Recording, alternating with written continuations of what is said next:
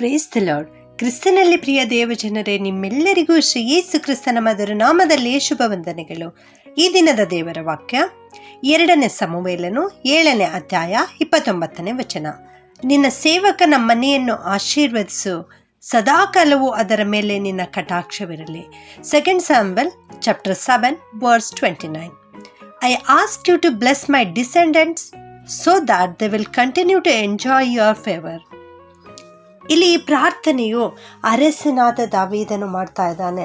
ದೇವರೇ, ನೀನು ನನ್ನ ಮನೆಯನ್ನು ಆಶೀರ್ವದಿಸು, ಸದಾಕಾಲ ಯಾವಾಗಲೂ ನಿನ್ನ ಕಟಾಕ್ಷ ನನ್ನ ಮನೆಯ ಮೇಲಿರಲಿ ಎಂಬುದಾಗಿ ಅವನು ಇಲ್ಲಿ ಪ್ರಾರ್ಥನೆ ಮಾಡ್ತಾ ಇದ್ದಾನೆ. ಕರ್ತನೇ, ಯೆಹೋವನೇ, ನೀನು ವಾಗ್ದಾನ ಮಾಡಿದೆಯೇ, ನಿನ್ನ ಆಶೀರ್ವಾದದಿಂದ ನಿನ್ನ ಸೇವಕನ ಮನೆಯಲ್ಲಿ ನಿತ್ಯ ಸೌಭಾಗ್ಯವಿರಲಿ ಎಂಬುದಾಗಿ ಅವನು ಪ್ರಾರ್ಥನೆ ಮಾಡ್ತಾ ಇದ್ದಾನೆ. ಹೌದು, ನಮ್ಮ ಮನೆಯಲ್ಲಿ ಸೌಭಾಗ್ಯ ಉಂಟಾಗಬೇಕು, ನಮ್ಮ ಮನೆಯಲ್ಲಿ ಆಶೀರ್ವಾದವಿರಬೇಕೆಂದರೆ ನಾವು ಕರ್ತನ ಬಳಿ ಬಂದು ಪ್ರತಿನಿತ್ಯವೂ ಪ್ರಾರ್ಥನೆ ಮಾಡುವಂಥವರಾಗಿರಬೇಕು.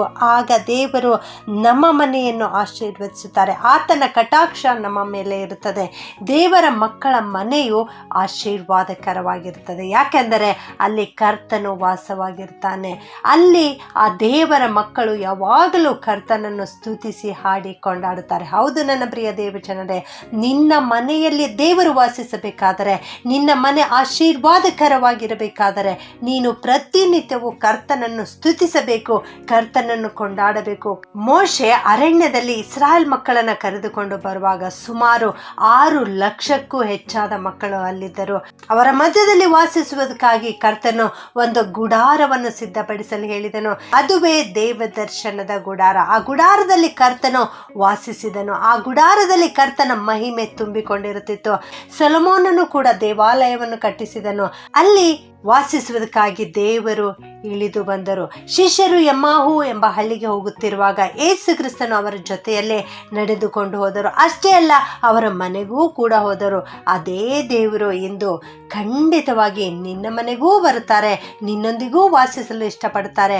ನಿನ್ನ ಮನೆಯನ್ನು ದೇವರು ಆಶೀರ್ವದಿಸುತ್ತಾರೆ. ನಿನ್ನ ಮನೆಯಲ್ಲಿ ಯಾವುದೇ ವ್ಯಾಧಿಗಳಿರುವುದಾದರೂ ಅವುಗಳನ್ನು ದೇವರು ಬಿಡುಗಡೆ ಮಾಡುತ್ತಾರೆ. ನಿನ್ನ ಮನೆಯಲ್ಲಿರುವ ಹಿಟ್ಟು, ನಿನ್ನ ಮನೆಯಲ್ಲಿರುವ ಎಣ್ಣೆಯನ್ನು ದೇವರು ಆಶೀರ್ವದಿಸುತ್ತಾರೆ. ಧರ್ಮೋಪದೇಶ ಕಾಂಡ 28:4-6 ವಾಕ್ಯದಲ್ಲಿ ಹೇಳುವ ಪ್ರಕಾರ ದೇವರು ನಿನ್ನ ಸಂತಾನವನ್ನು ಆಶೀರ್ವದಿಸುವರು. ಅಂದರೆ ನಿನ್ನ ಮಕ್ಕಳನ್ನು ಆಶೀರ್ವದಿಸುವರು, ನಿನ್ನ ವ್ಯವಸಾಯಗಳನ್ನು ಆಶೀರ್ವದಿಸುವರು. ಅಂದರೆ ನಿನ್ನ ಬಿಸ್ನೆಸ್ ಅನ್ನು ದೇವರು ಆಶೀರ್ವದಿಸುವರು. ದನ, ಕುರಿ ಮುಂತಾದ ಪಶುಗಳಿಗೂ ಶುಭ ಉಂಟಾಗುವುದು. ಅಂದರೆ ನಿನ್ನ ಆಸ್ತಿ ಪಾಸ್ತಿ ಸಂಪತ್ತುಗಳಿಗೂ ಶುಭ ಉಂಟಾಗುವುದು. ಯಾವಾಗಲೂ ದೇವರು ಅದನ್ನು ಕಾಪಾಡುತ್ತಾರೆ.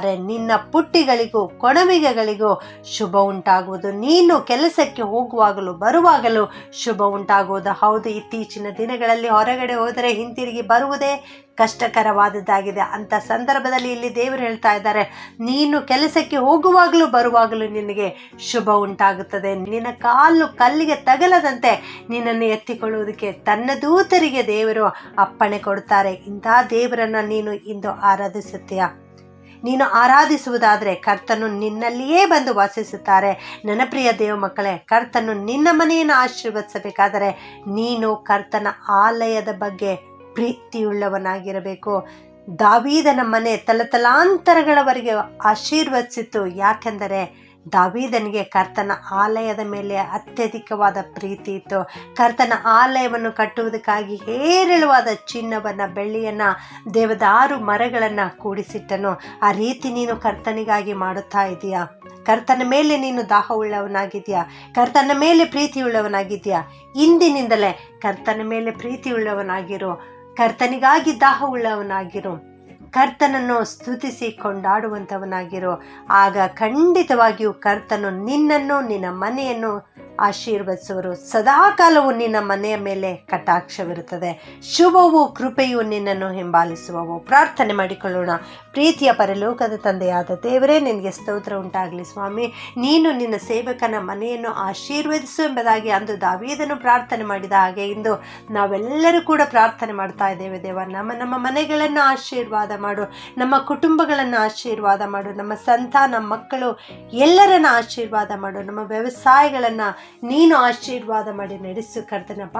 ಈ ಪ್ರಾರ್ಥನೆ ಮಾಡುತ್ತಿರೋ ಪ್ರತಿಯೊಬ್ಬೊಬ್ಬರನ್ನು ಕಟಾಕ್ಷಿಸು, ಕರುಣಿಸು ಕರ್ತನೆ. ನಿನ್ನ ಕೃಪೆ ತೋರಿಸು. ನಿನ್ನ ಪರಿಶುದ್ಧ ದೂತರು ಯಾವಾಗಲೂ ಇವರ ಸುತ್ತಲಿರುವಂತೆ ನೀನು ಅಪ್ಪಣೆ ಕೊಡು ಸ್ವಾಮಿ. ಈ ಪ್ರಾರ್ಥನೆ ಯೇಸುವಿನ ನಾಮದಲ್ಲಿ ಬೇಡುತ್ತೇನೆ ತಂದೆಯೇ, ಆಮೆನ್.